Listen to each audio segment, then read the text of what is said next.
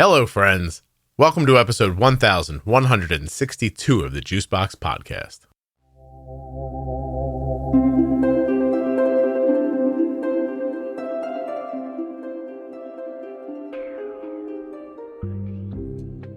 Today, Jenny and I finish up the Grand Round series with something I'm calling Hodgepodge because it's kind of all of the questions that were left plus some conversation. If you're a doctor who's listened to this, I hope it helped. Please share it with someone else and reach out to me. I'd love to have you on the show. Nothing you hear on the Juicebox Podcast should be considered advice, medical or otherwise. Always consult a physician before making any changes to your healthcare plan. If you're looking for community around type 1 diabetes, check out the Juicebox Podcast private Facebook group, Juicebox Podcast, type 1 diabetes. But everybody is welcome. Type 1, type 2, gestational, loved ones, it doesn't matter to me. If you're impacted by diabetes and you're looking for support, comfort, or community, check out Juicebox Podcast, Type 1 Diabetes on Facebook. Don't forget to save 40% off of your entire order at CozyEarth.com. All you have to do is use the offer code JUICEBOX at checkout. That's JUICEBOX at checkout to save 40% at CozyEarth.com. And go fill out that survey at t1dexchange.org/juicebox.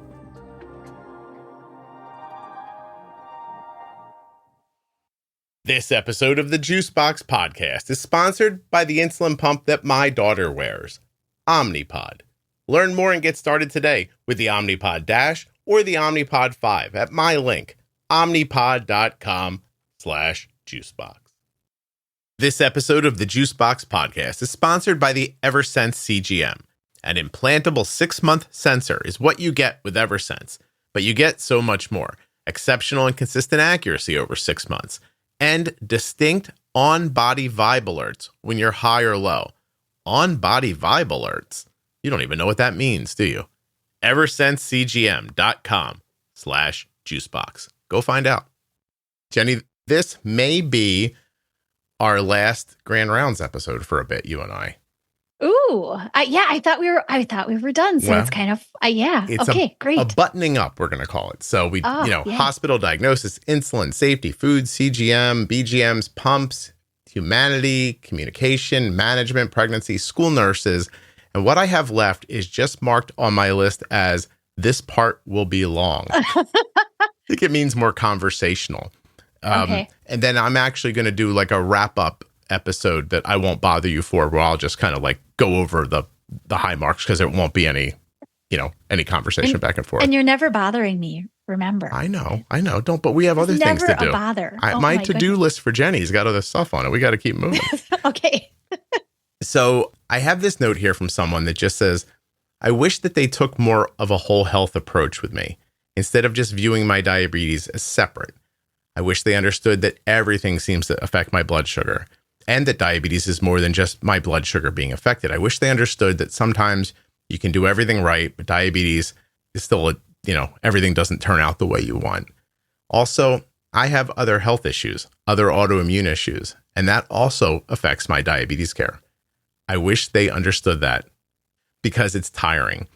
I wish they understood that I don't want to come in every 3 months, that that's not fun, that I hate waiting 45 minutes after my appointment time for them to spend 5 minutes with me and then not offer anything valuable. Yes. I wish they would run lab work in the office. I wish they would let me have the results without making me make, a second appointment to get the results. And then when I get there, tell me you're so healthy, nothing's wrong. Do you have any questions? That last bit about the labs, if I was going to restructure anything in terms of medical visits, regardless of the condition that you're talking about, it would be that if you're coming in for a visit, labs will be done ahead of this visit. That's on the doctor to order then, right? I mean, the person with diabetes or whatever else needs to be evaluated, health-wise for the person. Sure, they should have an idea of what is kind of due or what hasn't been looked at in a while, but that's really on the doctor to have that order in. And then the person knows my appointment is March 1st. I need to go in the end of February. I need to get the labs done because then the second appointment isn't needed. Yeah. Saves and you have everyone something to discuss. That's not right? That's not like a I don't want to say scam, but that's not like a billing thing, is it? Trying to get you in there twice? I don't believe so. Yeah. I think it's not proper thinking about what would be most beneficial time-wise and to make the best use of the visit in terms of strategizing, right? And talking through what might be some of the things that we do need to address. Well, look, cholesterol levels or A1C or vitamin D, they've changed. We've got something that we need to talk about here, right? If you have to come back, it's really annoying for the person whose life is now interrupted twice. Yeah, every 3 months. Right. I'm kind of like baffled by how it's not obvious that a person in the office just takes the schedule every day, 3 weeks in advance and calls somebody on the phone and says, hey, Jenny, you're coming in 3 weeks from now. Doctor's got the labs here for you. Where would you like me to send off the script? Go ahead and get that blood draw for us, right? Don't come in without that test. Right. It would take not much to do that, and then not much to get people accustomed to it as well. And what do we have today? We have so much automation in systems. That doesn't even have to be a phone call. Yeah. That could be an online, like MyChart or whatever electronic medical health system you're using. That could absolutely be built into that electronic record system that visits here coincide with these type of labs. Yeah. The note gets sent to the person via email or text or through their online, record portal. They get the notification and they're the ones that then they have to make the appointment to come in for the labs. Right. But at least it's a notification. It's the reminder to do so. Yeah.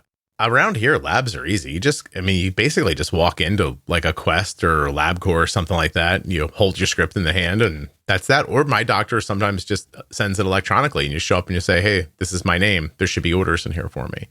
Yeah. That makes sense. But all the rest of it too, you got to hear what that person's really saying. Mm-hmm.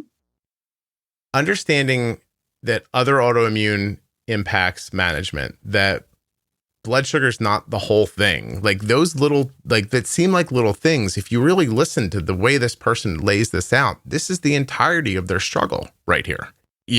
Just if you could just understand these concepts and not, I'm guessing, fight me on them all the time, all the way. You make my life better, not just this appointment better. I mean, what I honestly hear is the fact that anyone caring for somebody with diabetes, it's a whole picture look.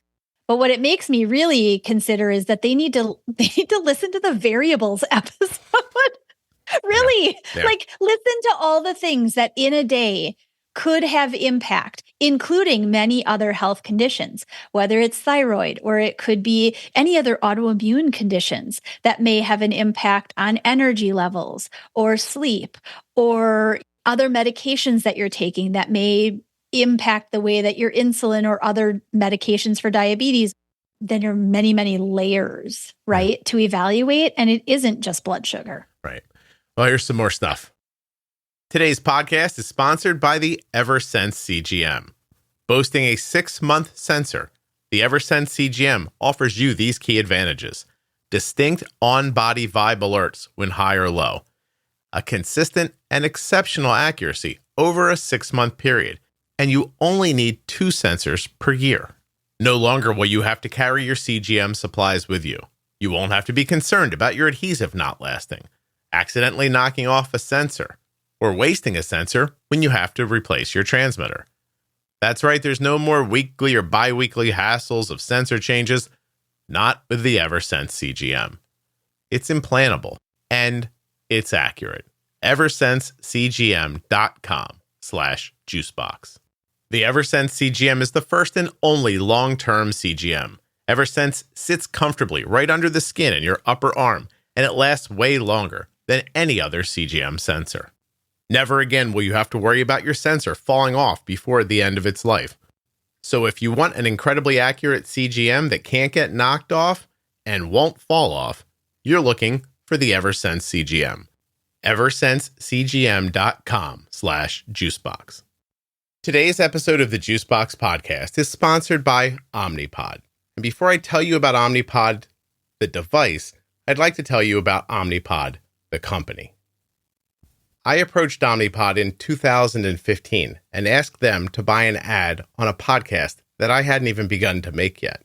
Because the podcast didn't have any listeners, all I could promise them was that I was going to try to help people living with type 1 diabetes. And that was enough for Omnipod. They bought their first ad, and I used that money to support myself while I was growing the Juicebox podcast. You might even say that Omnipod is the firm foundation of the Juicebox podcast. And it's actually the firm foundation of how my daughter manages her type 1 diabetes every day. Omnipod.com/juicebox. Whether you want the Omnipod 5 or the Omnipod DASH, using my link lets Omnipod know what a good decision they made in 2015 and continue to make to this day. Omnipod is easy to use, easy to fill, easy to wear. And I know that because my daughter has been wearing one every day since she was 4 years old, and she will be 20 this year. There is not enough time in an ad for me to tell you everything that I know about Omnipod, but please take a look. Omnipod.com/juicebox. I think Omnipod could be a good friend to you, just like it has been to my daughter and my family. This is going to be a nice hodgepodge episode. I like this. This person just says, I wish they would acknowledge that this takes an entire team, not just me, to take care of. You know, no one should be discharged from a hospital without all their follow-up appointments handled with their diabetes education, a registered dietitian, probably a mental health professional, this person says. Continually reassessing readiness to learn. A patient coming to you with questions about things they have read or heard, those people are ready for a deeper dive, right? That's why they're coming to you and saying these things. They want to be more empowered. This is your opportunity to do that for them. Treat this patient as though they are the primary member of this healthcare team. I like that idea. Like, we're a team, but you're the leader as the person with diabetes. Right. They should have input on their treatment plan. This is what I have found helpful during the 24 years that I've dealt with this for both my son and now myself. Yeah, that's good advice. Yeah. If I don't have anything to say about that other than if you're a doctor and you were treating the person like, you know, a microphone in the room that just is listening to you and they're not really part of it. I think that's the outcome you're going to get most times, is people feeling disconnected and unheard. What I also hear kind of behind that is, in being heard, you have to analyze from the person and say, are they ready for the next level, right? You have to know where they are, what they're talking about, where they're asking to get to, because if they're at, you know, starting step number 2, and they really want to know answers that are really like ninja level, right? You have to say, okay, absolutely, we need to get to that, but we're kind of right here. We need to address this first. We need to move up here. We need to inch forward, and so that you really can grasp what you want to know about, because that's a level of understanding and application of medication adjustment and whatnot that you're not really at yet with what I see happening. Yeah, no, for sure. Hey, just because this person says, just because someone has bad numbers in quotes doesn't mean they aren't trying their best. I hate that word. I do too. But like, this is this person's experience, right? They feel like I'm coming in there with numbers that somebody's judging as not being good, but I am trying, and I'm trying sincerely, right? She's like, sometimes I screw things up, but sometimes I just don't know what I'm doing. Sure. Sometimes I just get the math wrong. Sometimes the Chick-fil-A gives us regular Dr. Pepper instead of diet. Right. Sounds like a personal remembrance. Yes. When I get to my appointment, I am also not going to remember that 2 months ago, Chick-fil-A gave me regular Dr. Pepper instead of diet. So don't ask me about that. Right. Anyway, this never goes away. There's going to be awful days, and, you know, you got to do better at it. It does get easier, but you have to, as a doctor, appreciate the journey that it takes to go from, you know, being diagnosed, not probably having, you know, gotten great direction, living through it day to day when you don't know what you're doing, eventually, hopefully figuring it out. And then the diet Dr. Pepper comes for you. And now this doctor goes, hey, what happened here? What's this? Right. You know, and that feels terrible after being through that whole thing. And I think that might be that picking apart component, you know, what happened here 2 months ago. I think it's the clinician's way to try to get into some type of education about what could have been done differently. It's never really asked in the right way. It's always asked in a sense of the person with diabetes feels like they're being like blamed. Like, what did you do here? Right? When the person's like, I have no idea. Yeah. I have no clue what happened there. In that sense, it's more the broad picture of what are we looking at? What trends? What sticks out? And can you remember anything about what kind of sticks out that you didn't really want to happen? And if not, then again, it's more generalized. Mm-hmm. This next person makes such an interesting statement. She says, look, a lot of people in the US and probably other places too struggle to pay for their supplies. I'd love a pump. I'd love a CGM. I really would, but I can't afford it. So now, I'm struggling financially. You're coming to me with, here, buy these things that you can't afford. I can't afford them. That's hard for me. Then I get treated like, well, I'm not interested in my care. Right. And this is a quote, then you put me on that, then the docs are going to get us all killed with their stupid type 2 style management that they give people on MDI. Oh, no. So, right. So that's this person's comment.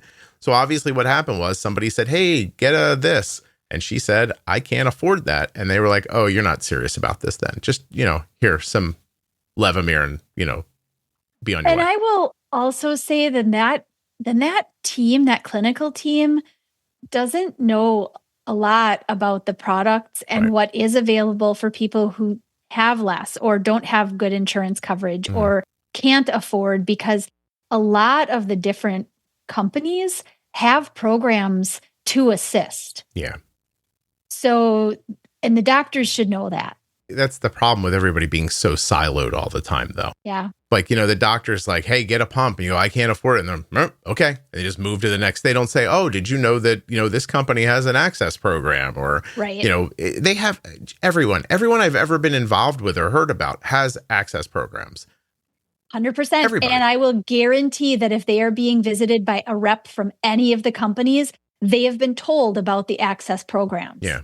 10 years ago, when I was working with an endocrine practice, our reps that came in consistently gave us information about the access programs and the discounts and the little discount cards or codes or whatever was available. Right. And some of them are significant, by the way. Yes. Like I've seen like $500 items reduced to $20 with a coupon. Like, so again, but that's almost only half of the problem. The first part is you should have helped her find out how to do this.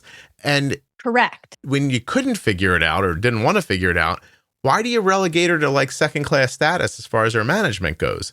And if I'm going to add on one for me, you could have still taught her how to take care of herself with MDI, because plenty of people do it well, but correct. They also know how to use insulin. So then you have to educate. Like it's it's an if this, then that series. Oh, by the way, going back to another thought here, it doesn't mean they would have gotten good direction even if she could have afforded a pump, because this person says, I work in an ICU and my kid has type 1 diabetes, so I'm aware of this enough that I was paying attention on the day that a person came in DKA in their early 20s.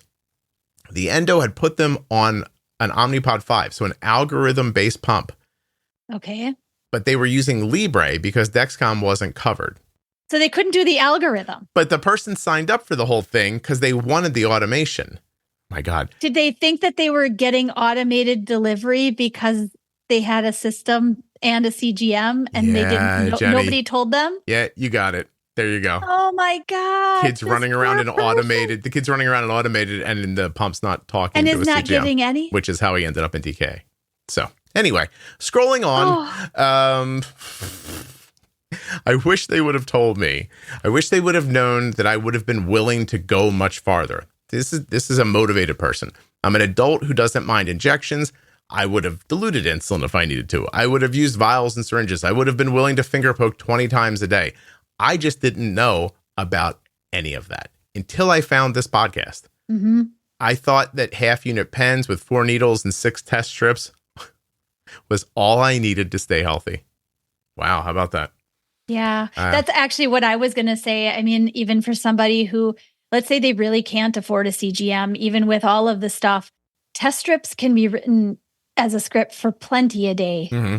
Even the generic ones, which are good enough to give you enough information to go by through the course of the day. With MDI, you can absolutely make it work. Yeah, you just have to have somebody guide you through that. But that person's statement is more about saying that vial syringes and a couple of test strips a day was all I needed. That means that they were told, shoot this, inject this at a meal, check every once in a while, which, by the way, doctors have the funniest way of having you check your blood sugar in this scenario when it's going to be the best. Of course. So that's always fascinating. Like, look, you're good. But, maybe you wouldn't think to test yourself 2 hours prior to see that you're 300 after the meal and then it came back down again, right? Right. It's really something. This person goes on to say, I'm just compelled to send this in because I didn't realize that I was being set up with bare minimum to survive. Like, I actually thought I was out there just killing it. You know what I mean? Mm-hmm. That's sad. So, and in this day and age, bare minimum, that person's bare minimum was what it was eons ago, when that was the standard. There was nothing different to be able to do. So the fact that people are being told this bare minimum at this point with the technology and the programs that are available to be able to get and use things appropriately, that's really sad. Yeah. Let's see. I wish my doctor knew that you can have, quote unquote, non-diabetic A1Cs without being consistently low. Every time I have an A1C under 6, this doctor scours my clarity report looking for lows. And even if I have less than 1% lows, I get a warning about how dangerously I'm acting. With a 6, I don't even know what to say. I mean, I'm going to get upset, Jenny. I'm trying not to. It's Friday. But if you are a doctor and you find yourself going, oh, I've done that, you really need to learn more so that you don't say stupid things to people. This person is having massive amounts of success and you're yelling at it about it. You know what I mean? That's crazy. Yet on the opposite of that, the other really sad thing is that I wouldn't say endocrinology, but definitely more of the just general medicine, unfortunately, wouldn't even look at a problem with a blood sugar or with an A1C of 6. Right. They wouldn't say, hey, maybe 5 is available to you. Right. No, they just, yeah. Or maybe that's not in the range of somebody who doesn't have something going on with their blood sugar. It is being mismanaged if your A1C is 6 and you don't have a diagnosis of diabetes. Oh, I see what you're saying. Yeah. Oh, you're thinking people, I see what you're saying. A regular GP is just going to be like a 6. That's fine. That's just Jesus coming for you one day, but it's not a problem today. Don't worry about it. You know that attitude, I mean, of like, oh, yeah. We'll watch it. I had somebody the other day tell me a doctor told him they were going to... What are we watching? Yeah. I know what we're watching. We're watching for me to fall over. I had a woman tell me the other day about her thyroid. And she said, I had my doctor tell me, we're gonna put a watch on this 5 TSH. I was like, a watch? I said, what are your symptoms? My hair's falling out. I'm tired. I can't get rested. My fingernails are breaking. I've lost my sex drive. She rattled off 10 things. She told the doctor, and the doctor goes, we're going to keep an eye on that. I kept an eye on it already. Help me. Right. Yeah, it's the same thing with the diabetes. Like a 6A1C, you're all right. That's not too bad. Mm-hmm. Yeah. This lady says it would be really nice if we stopped acting like talking about the digestion of fat and protein for people using insulin was an advanced topic. Oh, yeah. I have been brushed off and treated as if I was an idiot for suggesting that fat and or protein could be impacting high blood sugars. Yeah. That's all. Of course. Yeah, we'll just say it again. If you're listening and you think, no, that doesn't impact type, you're wrong. So learn more. Because it's all about carbohydrates. Yeah. I mean, in there, it is all about carbohydrates. So why would we need to talk about fat and protein? My soapbox to get on is that nobody is guided in how much they need in terms of portion. Just count your carbs and take your insulin and the other stuff, just eat it. Well, so I can eat a cow a day? Right, yeah. It doesn't affect my blood sugar. If you're a physician and you've got somebody in front of you who's type 1 who wasn't before, it might be, instead of just complaining about it on social media or at dinner or whatever, bitching about it to yourself when you're driving home in your car that people don't eat well, why don't you say, hey, listen, this is a great time to go over this. Before type 1 diabetes, you were killing yourself very, very slowly. You wouldn't have even noticed it happen probably. And then one day you would have been like, oh, what's that feeling? Then you would have been gone. But now you have type 1, so we're going to pay really close attention to what you're eating. This is the part where I tell you that is 6 portions, not 1 portion. Like that. Yeah. Like that you don't need 6,000 calories a day. That all this other stuff, and we're going to see it now in your blood sugar right away. You didn't know before because you didn't have type 1, but now we're looking. Mm-hmm. What a great opportunity for you to make some adjustments here Right. and be healthier beyond diabetes. Right. But if I said that to a doctor, and I know this because I've done it, they're going to say to me, people don't listen. Which is like saying, I don't know what it's like. It's like saying that you're half a mile from a cliff that no one can see. And you know it's there. And you see people walking and falling off the cliff. But you don't bother telling anybody, hey, slow down, there's a cliff coming, because some people don't listen to you. Right. Or turn the other way. Don't go that way. Let's make an adjustment now. But the bigger point is that, it's not worth me opening my mouth because they might not listen to me. First of all, what else are you doing? Isn't that your whole goddamn job? Right. Everyone's not going to listen. It doesn't mean it's not incumbent upon you to say it. Right. Also, this will seem disconnected, but parenting, same thing. You don't just get to say it once and it happens. Oh, no. It's your goddamn lifelong job to stand there and go, oh my God, okay, put that away. Right. The trash has got to go out. You can't leave that on the floor. Please don't hit your sister. Right. Like you don't just get to say that one time and it's over. And if you think that, then I don't know what you expected when you became a doctor. You know what I mean? Right. Yeah. Right. It's much like that's a very good connection. It's like being a parent who constantly has to tell your child the underwear go in the thing right here, not on the floor in front of it. It goes in the basket, right? Or we don't leave toothpaste spit in the sink. We rinse it down right away. We're not going to look at an 8A1C and go, hey, that's not so bad. Yeah. Right. Yeah, it's not so bad if you're on your way to better, but if that's where you're going to live for the rest of your life, it's going to catch up to you pretty quickly. It's just... Right.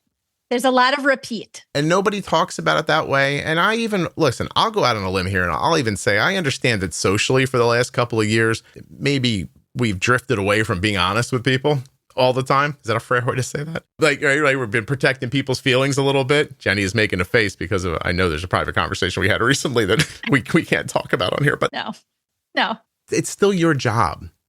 You're not supposed to hurt people's feelings. You're not supposed to treat them poorly, but they deserve good information. They deserve tools and they deserve direction. And if you have to repeat it over and over again, you don't just get to say, oh, here comes Scott. He don't listen. I'm not going to say it again. I'm still paying you. Right. You're in my insurance company's pocket. Do your job. You know what I mean? If I don't listen to you, it's on me. But come on. I don't know. It's very upsetting, all this. There's no way any doctors are left listening to this, Jenny. I really hope that if I was a clinician, I guess I know my personality. I am very much, if you've got something and I don't know much about it and I could do better, then I would rather sit here and be like, God, I was really wrong. I can do better. I can clean this up. I can turn this around. I can do better for whatever the job is that I have. I can do better. Yeah. Right. But that's the attitude I think anybody who's in healthcare should really have. What are you in this for? Aren't you in this to improve people's lives? I did a recording this morning with a anesthesiologist who has been diagnosed with type 1 later in life. She's had it now for about 5 years. She came on to talk about what an anesthesiologist should know. And I'm actually going to make it part of this series, which it was terrific, right? And she was lovely and we had a great conversation. But at one point she said this thing that I hear people say all the time. She goes, well, there's a lot of burnout in healthcare. And I'm like, yeah, there's a lot of burnout in factory work too. But you don't get to not run the crane and pick up the piece of steel and put it where it goes because you're just sick of it. You know what I mean? I actually said to her, these were my words, Jenny. I said, if people worked for me, you motherfuckers would be upset because I'd fire you off. I don't want to hear I'm burned out. What? You make over 6 figures. Go on vacation.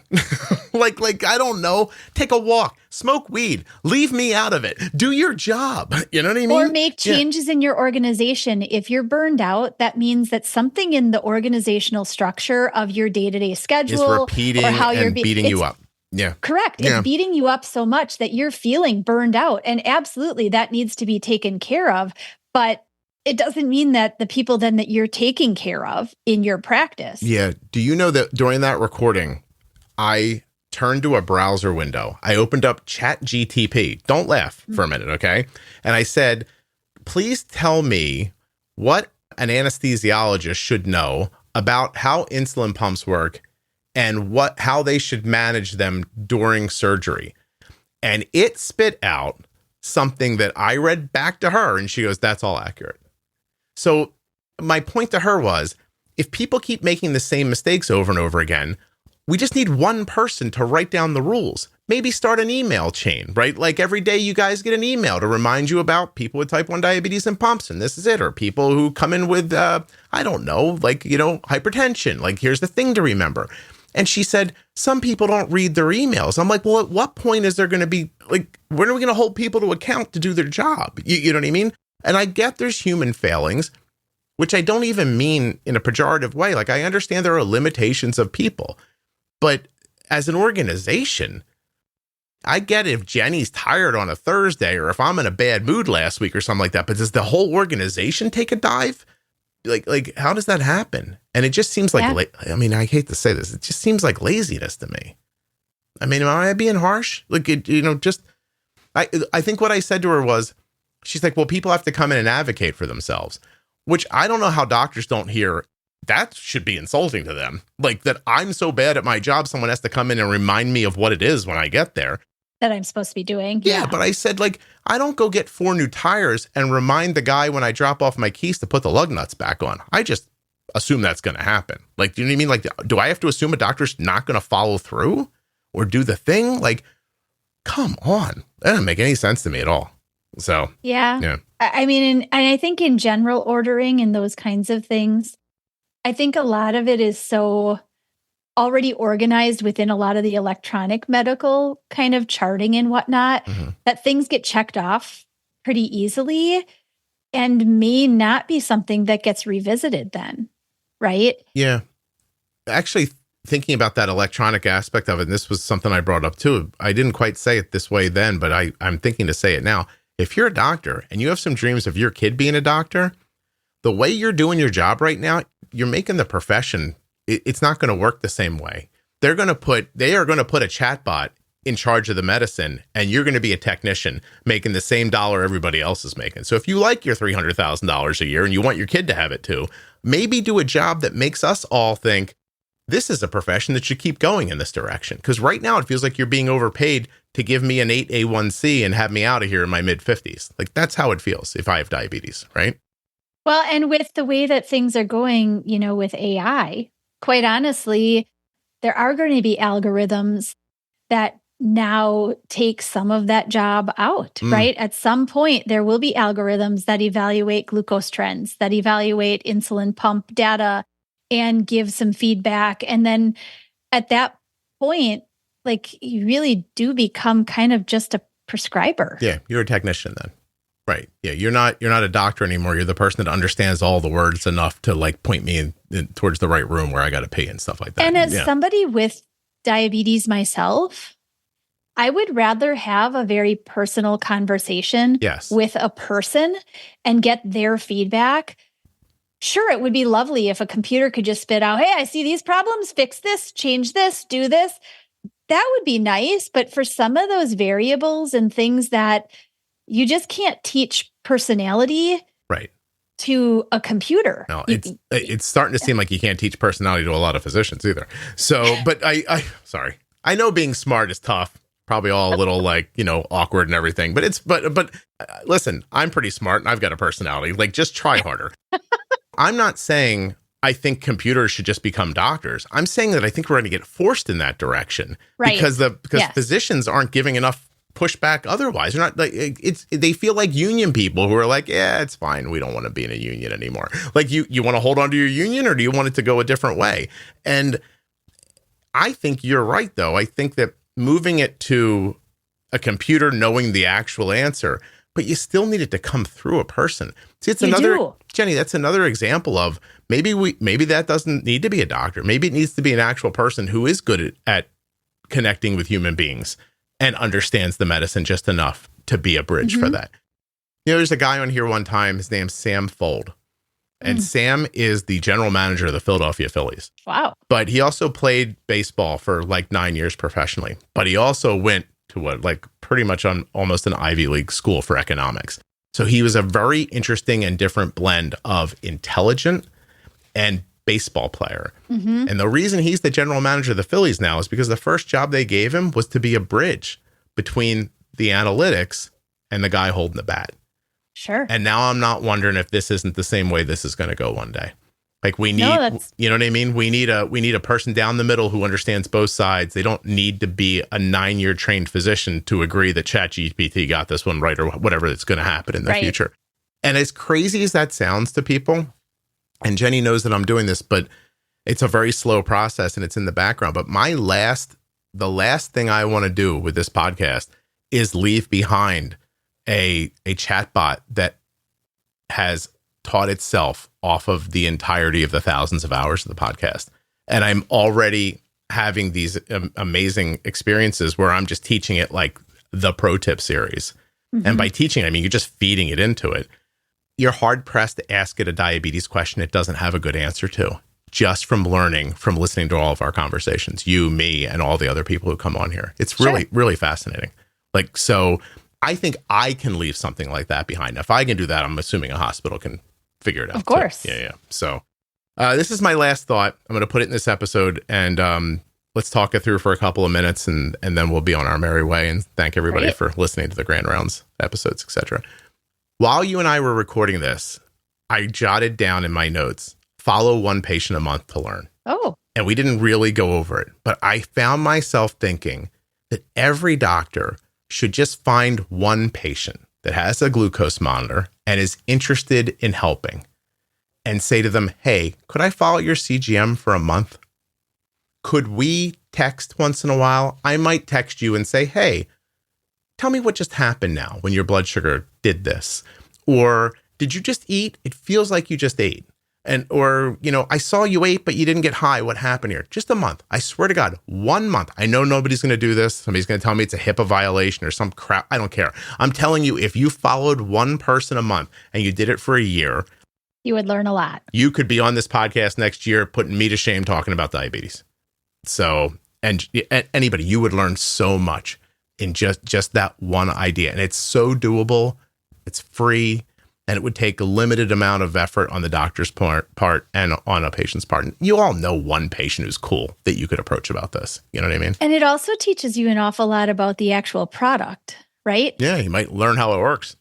You might actually learn some of the ins and outs of that particular CGM or some of the ins and outs of that particular pump and what you thought it would do. And then when you actually see it performing in the here and now, real time, you can say, well, God, that recommendation I've been giving is really not how this works. I haven't known what the hell I'm talking about. I saw my daughter's graph today, just her graph. I looked at it and I thought, oh, she ran out of insulin. And it's her day off. It's her sleep-in day, right? Because this is her one day off a week from school. And I was like, there's no doubt in my mind she is asleep and she ran out of insulin. I knew in 15 minutes by looking at a graph. I called her up. I woke her up. I was like, hey, is your pump empty? And she goes, oh, thank you. And that was it. Just like that. I knew that from looking at a graph. And you'd be amazed at what you'd learn if you just followed along for a month. Right. And then let them go and then go pick somebody else. We'll do it with a kid. We'll talk to their mom. Like, you know what I mean? Like, I swear to God, in a year, you'd be a genius at this. And it wouldn't cost you anything. You wouldn't have to go to a meeting on a Saturday, like all the stuff that are here. And maybe you wouldn't feel so burned out, Jenny, if you were actually not helping people and not walking around all the time feeling like, oh, nobody listens to me and this sucks and why am I bothering? So I don't know. All sounds like common sense to me, but we'll see. Oh, that's a common sense. You bring up something that many people are not utilizing much of these days. Sorry. What do you think of this series? We have a couple minutes before you have to go. Did you enjoy making this? Do you think it? Of course. Do you think it hit the mark, or do you think that doctors would listen to that and be like, don't bash me? Because they call it doctor bashing if you're critical of them. Well, and I think if you have an open mind that you would start listening to this to begin with, or you feel like you are missing something, I would expect that you're going to gain something out of this, even if it's just one episode that really hit and you're like, oh, yeah, that makes sense. Yeah. And depending on what type of physician you are, emergency department or, specific, specialty like endocrine or whatever it might be, I would have, again, my personality, I would have been very, very excited to be able to hear something that I could have gotten something out of, even if it made me feel like, I'm clearly not hitting the mark here. I can do better than this, right? Yeah, I hope so. I really do. I hope also that they heard that really, if you have a type 2 using insulin, it's enough of the same game that you could use a lot of the same concepts to help those people. Because you are going to hear some people say, well, type 1s are such a small portion of the population. I can't put that much effort into learning for this many people. But a lot of what you're going to know and help a type 1 with, you could help a type 2 with as well. And that's if mass appeal is your game, then there you go. Absolutely. Yeah. I mean, until they start putting GLP into the water, I guess, which will be. Personally, I really hope that I'll have to filter all my water. Yeah, I know. I'm not advocating for that. I am what I actually think is, it's funny. I'm in between on that idea. I'm seeing GLPs help people with type 1 and type 2 diabetes all over the place. And I am for whatever makes you healthier. But at the same time, I think we're going to eventually do the thing where we skip over the value in this thing and then just start mass giving it out to everybody to try to avoid the problem to begin with, which is, I mean, maybe is a reasonable answer, but I don't know. It's so far in the future. It always scares me that when something's easy, we stop thinking about it. Do you know what I mean? Yeah. So No, anyway. Agreed. No, I think this series I think it was needed. And for whoever grabs it and really listens to it and can step back from an ego and say, I can get something from this. I don't agree with this, but I do agree with that. Or I can, take something away from this. I think it was important.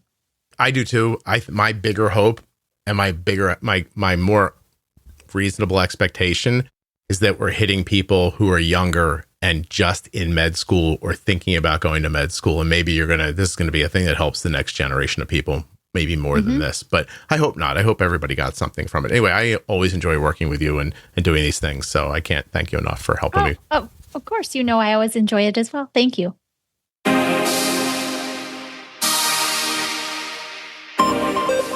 A huge thanks to Omnipod, not just my longest sponsor, but my first one. Omnipod.com/juicebox. If you love the podcast and you love tubeless insulin pumps, this link is for you. Omnipod.com/juicebox. I want to thank the Eversense CGM for sponsoring this episode of the Juicebox Podcast.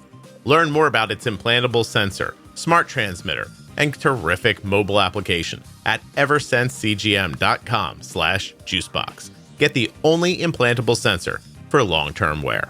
Get Eversense.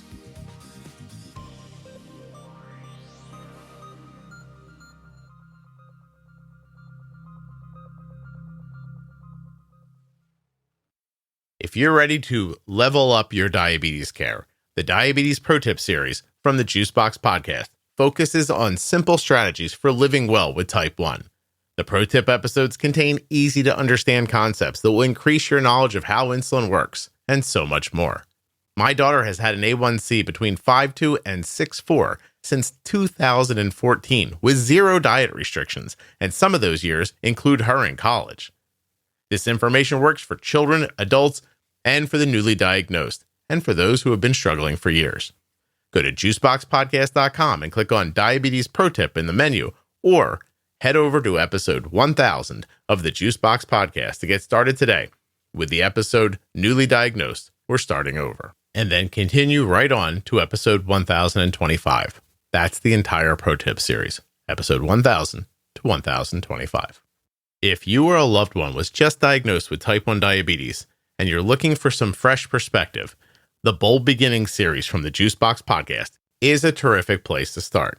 That series is with myself and Jenny Smith. Jenny is a CDCES, a registered dietitian, and a type 1 for over 35 years. And in the Bold Beginnings series, Jenny and I are going to answer the questions that most people have after a type 1 diabetes diagnosis. The series begins at episode 698 in your podcast player, or you can go to juiceboxpodcast.com and click on Bold Beginnings in the menu. Thank you so much for listening. I'll be back soon with another episode of the Juicebox Podcast.